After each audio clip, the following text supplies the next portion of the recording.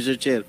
But at any rate, Mr. Chair, kasi tinanong ko regarding the PDS, noong last hearing ko pa tinatanong sa kanya about his PDS, if he misrepresented himself. Ang lagi niya sagot, no. Pero contrary to what is written sa kanyang PDS, sa kanyang personal data sheet. Ngayon, meron siyang sinasabing mga I complied, meron siyang compliance. Ano yung compliance na ginawa mo? Yun lang naman tinatanong ko. Your Honor, nasagot ko na po nung nakarang hearing, na-comply ko na po lahat ng hinihingi ng recruitment committee, kaya po nila ako tinanggap. Yun lang po, Your Honor, Mr. Chairman. Medyo may kalayuan po yung kasagutan nyo, Ginoong Morales, kasi tinatanong ko sa inyo, whether you complied or not dun sa hinihingi sa'yo ng PIDEA, at tinatanong ko if you misrepresented yourself. Dahil nga, taliwas sa sinagot mo dito sa have you ever been charged formally or have you ever been dismissed? Sinabi mo no. Pero katunayan nga, na-dismiss ka sa PNP at you have a string of cases filed against you.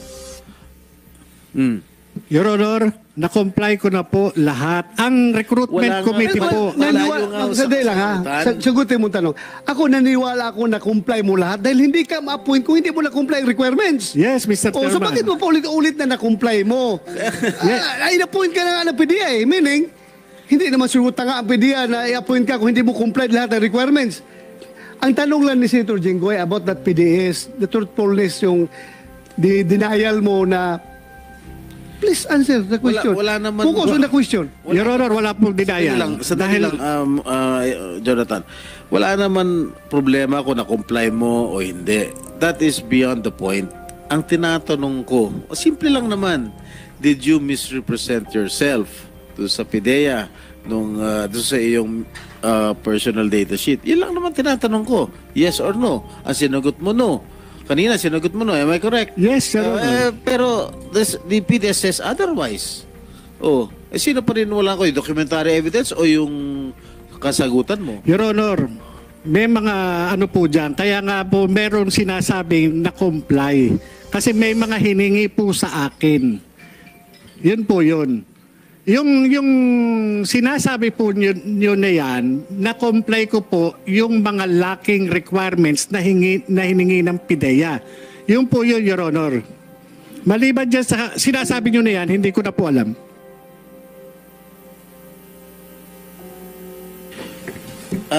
Mr. Chair, wala tayo makukuha rito panay kasi nungalingan itong mga sinasagot niya. Tsaka lalayo po ng mga sinasagot niya sa aking katanungan.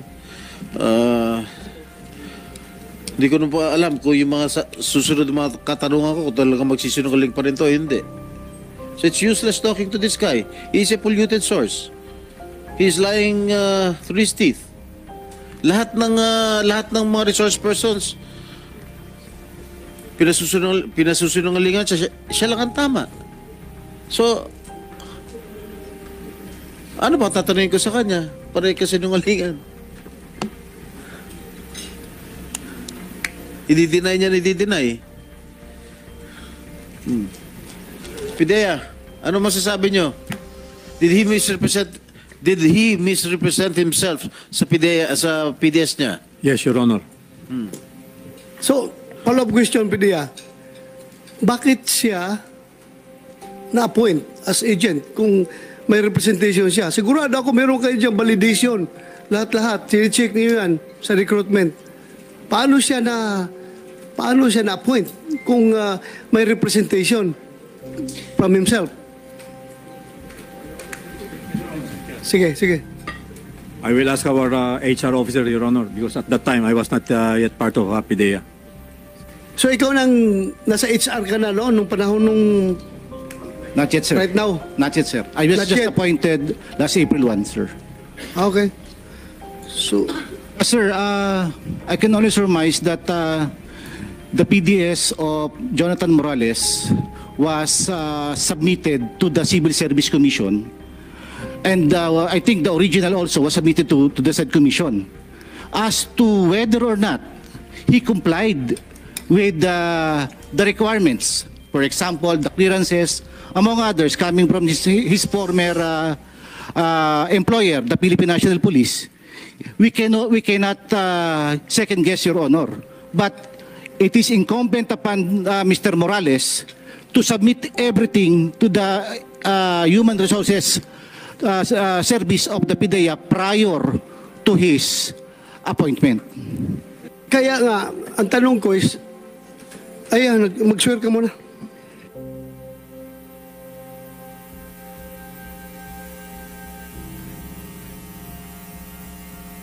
Please raise your right hand, sir. Do you swear to tell the truth, the whole truth, and nothing but the truth, sir? Thank you, sir. Please take your seat.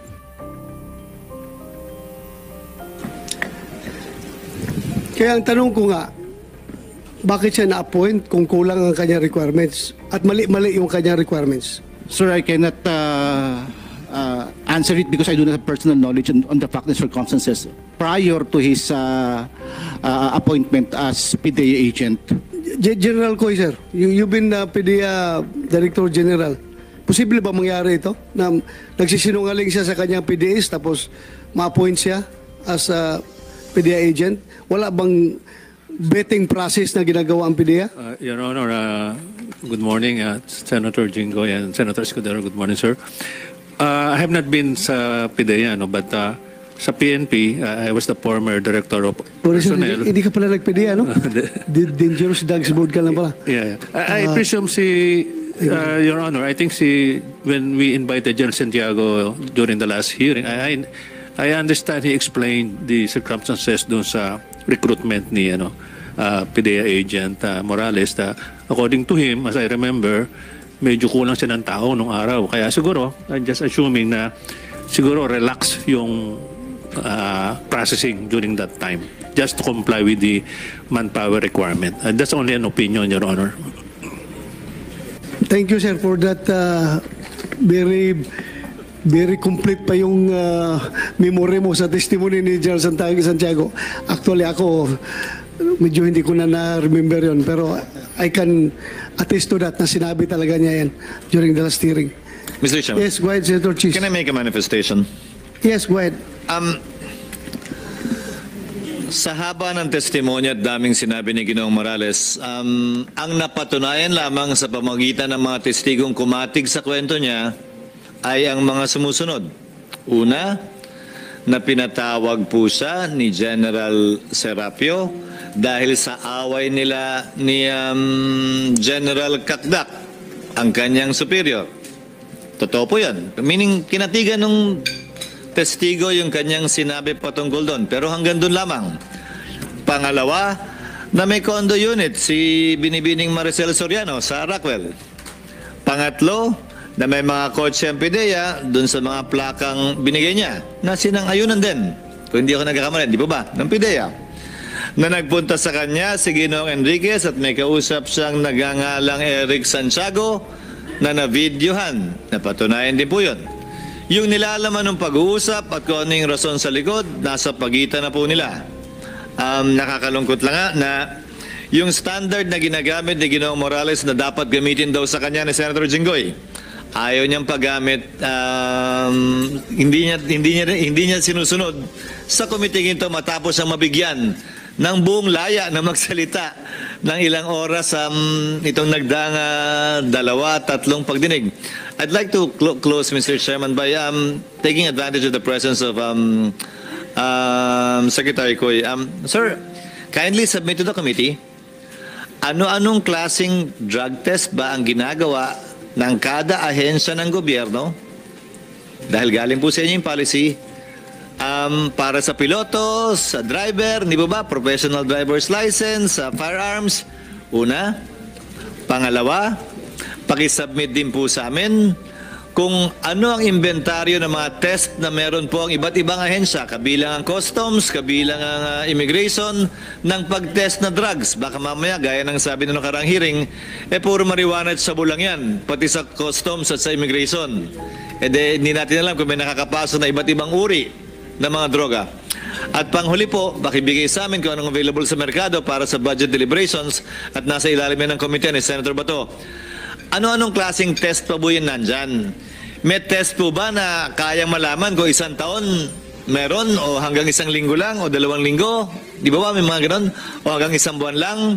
Magkakano ba yon? Ilan ba binibili natin kada taon para sa taunang budget? Pag pinag-usapan, mailagay na po namin doon para hindi naman yung tila, yung sabu at marijuana lang ang palagi natin tinetest at hindi iba't ibang klaseng droga.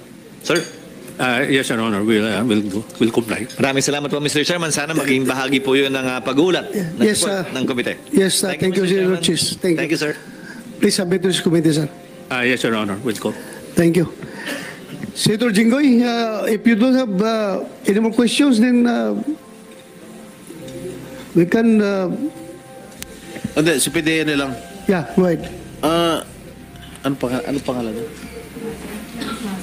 Director Lasso. Okay, nung tinanggap niyo siya sa PDEA, sinabi niya nag-comply din siya. So, kung ano yung mga compliance yung sinasabi niya. Didn't you check his PDS? Yung personal data sheet bago niyo tinanggap? Sir, again, I was not yet Your Honor, I was not yet the PDEA chief at the time that he was applying. But Okay, who is qualified to answer my question?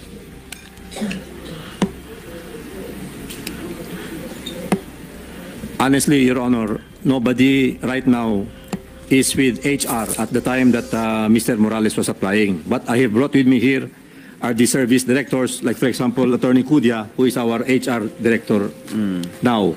The process is still the same. It hasn't changed, Your Honor, and maybe I think What is the process? All right. When you accept an agent of PDEA, hindi niyo ba chine-check yung kanyang PDS? Sir, sa recruitment process, sir, we scrutinize not just the personal data sheet but also the attachments. The attachments, sir. Alright. Yan po yung procedure natin. For example, sir, he's a former government employee. Tingnan po natin kung meron silang certificate of employment. Number 2, yung mga clearances. For example, if it is for the PNP, nagmipat siya, I suppose, merong clearances siya coming from the government office kung saan siya dati nag-employ. Yun po yung mga usual natin na tinitingnan. As to the PDS, it is incumbent upon us under the Civil Service Law Rules and Regulations na dapat kumpleto po ang lahat ng entry na nakalagay doon. So we scrutinize everything. Kung hindi po sila applicable doon, dapat nakalagay NA or not applicable. Dapat nakalagay? Kung hindi po sila, for example, sir, merong isang question doon na tanong, anak, etc. or kung single ka, dapat na nakalagay doon NA. Doon po sa mga tanong nila on page 4, I think, on your question, dapat inilalagay niya yan religiously. Kung merong yes or no lang naman po ang tanong dyan, tsaway eh. So dapat kayang sagutin niya ng applicant. Well, in the case of Mr. Jonathan Morales, sa kanyang PDS, if you were the incumbent, anong position mo? HR at that yes, time. sir. Will you accept him as as PDEA agent? Given the circumstances. Halimbawa, he misrepresented himself dito sa kanyang PDS. Yes, sir. Being a theoretical question, I can answer it theoretically also. Yes, no, sir. Hindi ko tatanggapin yan. So, ibig sabihin, yung mga predecessor mo, were they remiss in their duty of not reading the PDS of this particular person? Your Honor, I cannot answer it because I do not have personal knowledge. But it seems, merong different context po kasi siya eh. Hindi ko po masabi o I can make any second guess kung may narimis sila. But based on my experience here, right now, medyo scrutinize po namin lahat po ng applicant, lahat po ng ating mga additional na nakalagay dyan. Kahit nga po sa promotion, tinitingnan po namin kung yung mga yan karapat-dapat eh, kung tama po yung mga nakalagay sa kanilang mga, sa PDS nila. Hindi niyo ba nire-require doon sa mga nag-apply na mag-secure ng NBI clearance? Meron po, yes sir, meron sir. So in his case, I don't know if you can answer it kasi Yes, sir. hindi niyo Yes, sir. naman Because bago lang Hindi ako, nga kaya siya na NBI clearance? Or you don't know? I doubt sir. Okay. Assuming anong pangalan, attorney? Ronnie Kudia sir. Ronnie. Attorney Romy. Assuming dito sa PDS niya, no? Kung sumagot siya ng yes, dun sa if you have been dropped from the rolls, Ano po ang gagawin ng HR? Yes, sir. Kung may sumagot po siya dyan, unang-una, may considering na under oath yan. Pwede hindi namin siya Inamin naman tanggapin. niya na under oath siya. Opo. Hindi po namin siya tatanggapin. So maliwanag, nung nilagay niya ng no, if you have been dropped from the rolls, Yes, sir. na nagsisinungaling siya, na misrepresented himself, correct? Yes, sir. Yan na, lumabas na ang katotohanan. Hindi na ako nagsasabi, Mr. Morales, ha, yung mga PIDEA, lahat ng mga naimbitang resource persons dito ay nagsasabing sinungaling ka. Hindi lang naman ako naniniwala ka lang sa sarili mo, Ginoong Morales. Mr. Chair, again, I would like to reiterate my previous statement during the last hearing or last two hearings, that the statements given by this resource person against the agency of like PIDEA and its current leadership are evidently perjurious, defamatory, and outright false, Mr. President. That's it, Mr. President. Thank you. Thank you, Senator Jingo Estrada. Mr. Chairman. You want to say something? Yes, Okay, sir. go ahead. Yes, Mr. Chairman. Ang sa akin po, na-comply ko po yung hiningi ng recruitment committee nung araw po na yun, nung time na yun. Kung ano man yung mga sinasabi na mga lacking, na-comply ko po lahat yun. Kaya po ako na-appoint, Your Honor. Yun po yung sa akin. At hindi po kung ano man na merong kulang. Basta po ako, kinumpleto ko po lahat ng hinihingi sa akin ng PIDEA at pinag-aralan po nila yan, yung sinabmit ko na PDS at yung lahat ng mga sinabmit ko na mga clearances. Pinag-aralan po nila yan at yun po yung naging basihan nung kanilang pagtanggap po sa akin. Yun po... Walang problema, Mr. Chair. Jonathan Morales, walang problema patungkol dyan sa compliance mo. Kaya nga, na-point ka nag-comply ka sa requirements. Pero ang tanong ni Senator Jinggoy, itong particular piece of document, yung PDS mo kasi, nakalagay doon no. So, he's asking about misrepresentation on your part sa paggawa mo nitong PDS na ito. Kaya yan ang tanong niya. Yan ngayon, dyan tayo nakapokus. Wala akong problema. Appointed ka. Hindi ko man pwede sabihin na sila General Santiago, yung mga former PDEA officials noon ang tawag yun, mga pabaya sa kanilang trabaho. Hindi ko sasabihan na pabaya sila. Pero ito lang, particular question yung PDS mo. Yan lang ang tanong ngayon ni Senator Jinggoy, which you should answer truthfully. Sagutin mo Yes, yung- go ahead. Nasagot ko na po, Mr. Chairman. So hanggang ngayon, ang inaamin mo pa rin that you did not misrepresent yourself. Yes, Mr. Chairman, Your Honor. Kasi po, nag-comply po ako doon sa hiningi ng... Wala akong pakialam sa compliance. Your Honor. Wala na, sandali lang.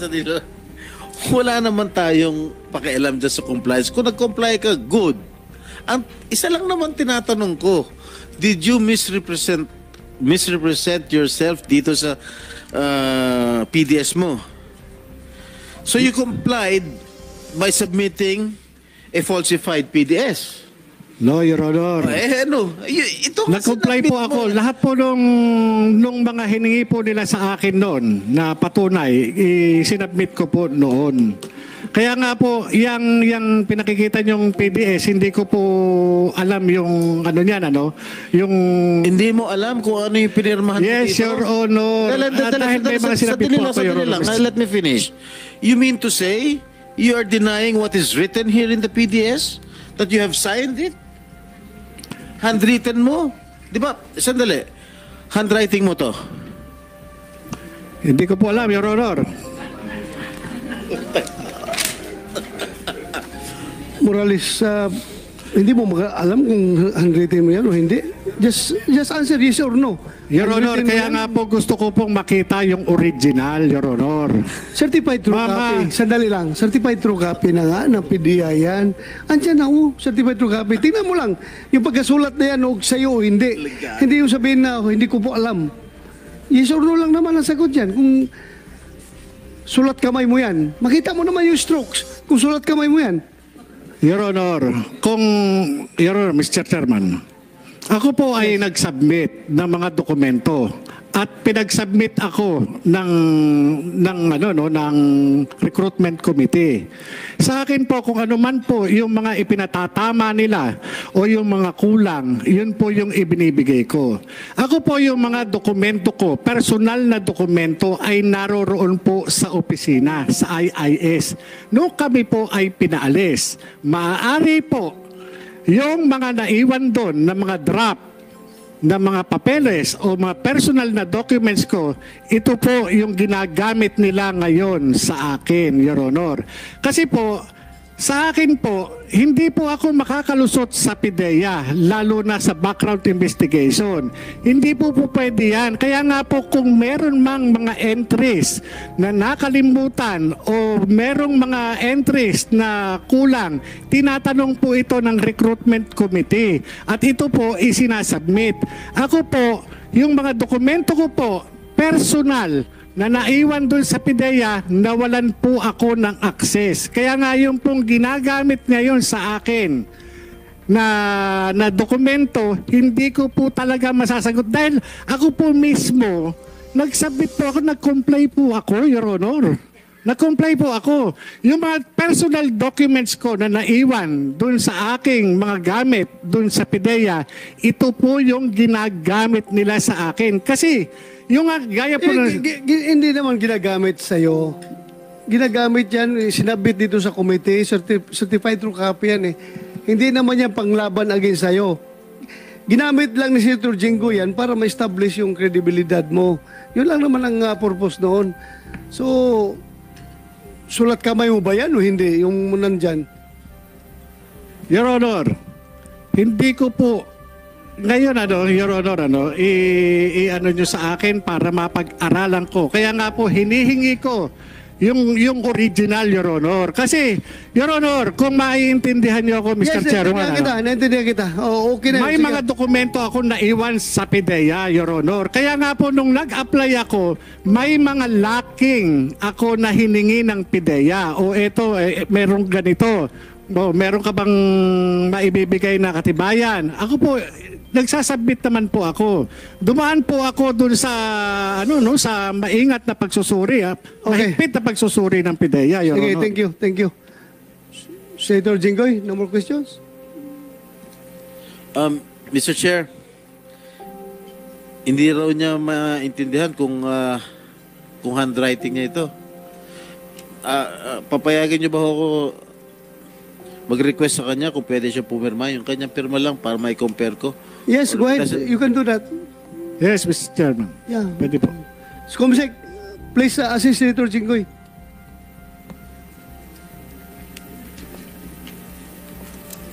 I would like to acknowledge the presence of Senator Bongo. Thank you, Your Honor, for coming. You want to later? Okay, thank you. Magandang umaga po sa inyo lahat.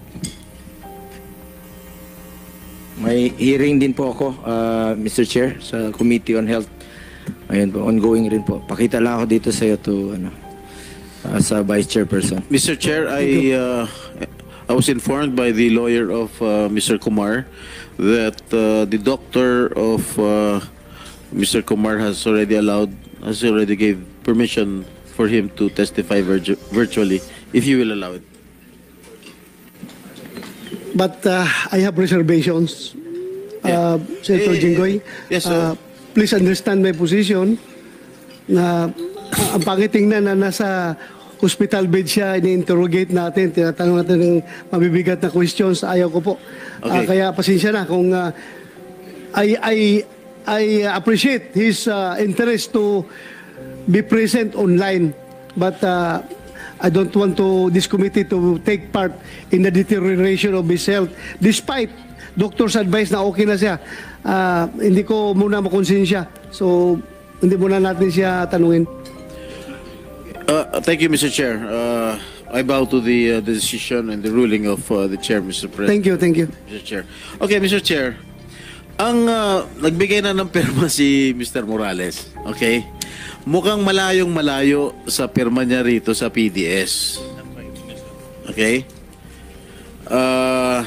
dito, yung stroke ng kanyang pirma sa PDS, medyo may pabilog-bilog. Dito, initial na lang. Short version.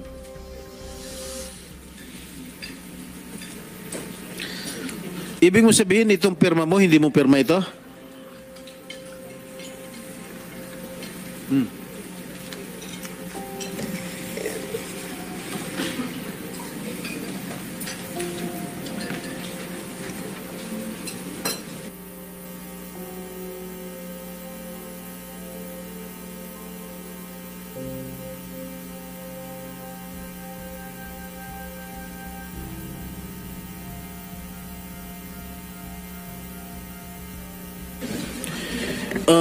Mr. Pidea, Director Lasso. Your Honor. Sandali lang, excuse me. Director Lasso, bukod dito sa PDS, meron pa ba kayong ibang dokumento na meron siyang pirma? Yes, Your Honor. Meron kayong copy dyan? Aside from the PDS, aside from the PDS. Para may compare ko lang. Yes, Your Honor. Mr. Morales. Your Honor, ganito po yung pirma ko dati. Ba't hindi mo pirman ngayon? Oh, Gayahin mo yung pirma mo. Iniba mo na pirma mo? ito na po kasi yung pirma ko ngayon eh. Kung bakit kahit makita nyo sa... okay. Wag na. So, inaamin mo, pirma mo yan? Opo. Ayan. Mr. Chair, Ganyan po yung pirma ko noon. he has admitted that it is his signature. Confirm signature niya. Hindi ba nararamdaman Yung yung dalawa, pirma niya yung ngayon? dalawa na signature sa kanya yun? Iniba niya yung pirma niya ngayon, Mr. Chair. Your Honor, yung initial na yun po na ginagamit ko na po ngayon, matagal na po, ilang taon na kahit na nando pa po ako sa PIDEA eh. Yes. Yun po yung ano, kasi yung isang pirma na mahaba, mahirap ay kung palagi ganun. Mabilisan na pirma lang po yung ginagamit, Your Honor. Well, ako... So, ibig sabihin, Go ahead, Senator Jinggoy. pirma mo to, in-admit mo na pirma mo. Handwriting, so, inaamin mo rin na handwriting mo to. Your Honor, yes. Kanina sabi mo, Ngayon ko lang po talagang tinitigan, Your Honor. Your Honor. kanina ko pa nga tinatanong sa'yo. Kanina pa nasa iyo to eh. Ngayon, inaamin mo na. Kanina, hindi mo inaamin. Ano sagot niya kanina? Hindi ko po matandaan kung handwriting mo to. Ngayon, natandaan mo na handwriting mo. Mr. Chairman, Yes, go ahead. ang importante, merong pagkilala at hindi po yung pagtanggi. Sa akin, nung una talaga, nung bigla natin. Kaya nga, ngayon, yung binigyan niyo ako ng pagkakataon na talaga examinin, Your Honor. Kanina ko pa binigay sa'yo to. Your Honor, kaya nga po, Your Honor, Mr. Chairman, yung mga dokumento, marami akong dokumento na naiwan sa PIDEA doon sa opisina. Kaya nga po, sinasabi ko, yung compliance doon sa mga pagkukulang doon sa dokumento ay na-comply ko po doon sa recruitment committee, Your Honor. Huwag na tayo mag-usap sa compliance. Wala naman relevance yung compliance mo sa PIDEA eh. At tinatanong ko itong PDS. Now that you have admitted that this is your handwriting, that you were the ones who filled up this information sheet. Okay. Were you not aware of question number 25 ito? Ano? Labo eh. Again, inuulit ko. Na-drop ka na from the role sa PNP and still you answered no. In the negative. Why was that? Your Honor, hindi yan yung official na isinabit ko doon sa PIDEA, Your Honor. Kaya nga hinahanap ko yung original. Kung sinasabi Your Honor. Alam mo, huwag mo nang subukan na i-cite kita yung contempt, ha? Pinaiikot-ikot mo kami, pinaiikot-ikot mo itong committing to. Huwag mo subukan. Talagang sa-cite kita ng contempt. PIDEA. Yes, Your Honor. Photocopy to. That is a certified true copy of photocopy. the files in PIDEA, Your Honor. Oh. Why did you misrepresent yourself at sinagot mo no? Your Honor, walang misrepresentation. Dahil ang pinag-aano ko rito is yung official document na mismong tinanggap ng PIDEA. Marami po akong dokumento, personal na dokumento na naiwan sa opisina noong ako'y maalis doon sa IIS, Your Honor. Yun po ang Stop. when you answered this, when you filled up this your PDS, you knew that you were already dropped or dismissed from the service. Am I correct? Your Honor, Yes or no? yes. Yes. All right. Stop. Yeah. Yes. All right. You knew that you were already dismissed from the PNP, and why did you not answer yes dito sa sagot nito? Instead, you answered in the negative. No. Your Honor, yan po yung mga dokumento na naiwan ko doon sa PIDEA at meron po yan, Your Honor, iba po yung sinubmit. Nandyan po doon sa mga compilation ng file ko, Your Honor. Nandun sa compilation ng file. Yan po yun, Your Honor. Kung makikita lang, yung official na sinubmit ko doon sa PIDEA, makikita po roon yung mga entry. Hindi po ako nagsinungaling, nakasaad po doon. Sinabi ko po, Your Honor, during nung recruitment mismo, tinanong po ako na na-drop ka pala. Tinanong po ako nung recruitment committee. Kaya nga po, sinabi ko nga po, nag-comply ako. Tinanong pa nga ho nila ako, bakit ka na-drop? Tinanong po nila ako, bakit yung service mo ay putol? Kasi nga, lumabas po dun sa service record. Your Honor, na-comply ko po lahat. Yan pong pinipresentin nyo, ito po maaari na nakuha dun sa aking file. Kaya nga, kung makukuha yung official document na pinail ko. Nakuha sa file mo. Yes, Your Honor. Paano kung nakuha sa file mo? Bakit sila nagpirma na certified true copy? Yung nga po, sir, Your Honor, hindi ko... Sandali lang. Mag-certify sila ng true copy based on their own files, hindi on your personal file.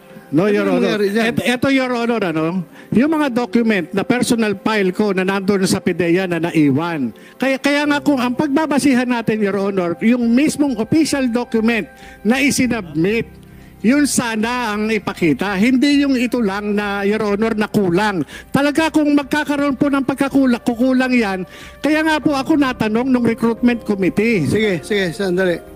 Upidia. Paano yan? Saan galing yung authorized, yung certified true copy nyo? From your own file o personal file niya?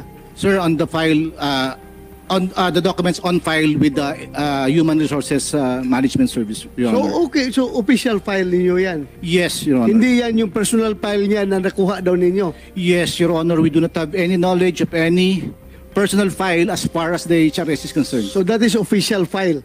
Yes, Your Honor. Okay. So, Your Honor, Mr. Chairman. Galing sa ang recruitment, Your Honor, Mr. Chairman, ang recruitment process po sa PIDEA, merong minutes of the meeting yan. Nandoon. Meron po yan. Kaya ako po, Your Honor, ako po ay binigyan ng pagkakataon, Your Honor, Bigyan kita ng pagkakataon. Sige, tuloy mo.